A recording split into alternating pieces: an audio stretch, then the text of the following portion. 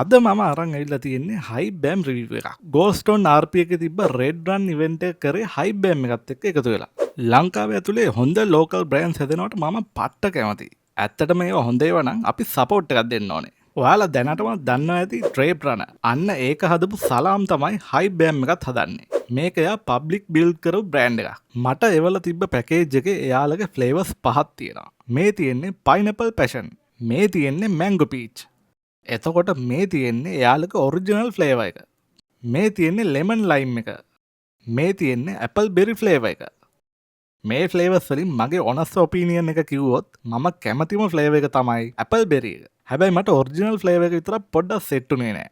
රස කියන එක එක්කෙනාගෙන් එක්කෙනාට වෙනස්නේ. හයි බෑම් එකෙන් මම ආසම දේ තමයි ෂුගර් කන්ටෙන්ට් එක සෑහෙන අඩුයි. ඒත් ෆ්ලේවර්ස් ටික ලස්සනට බැලන්ස් කරලා තියෙනවා. ඉතින් ඔයාලත් හයි බෑම් බීලා තියනවද? ඔයාලගේ ආසම ෆ්ලේවර් එක මොකක්ද?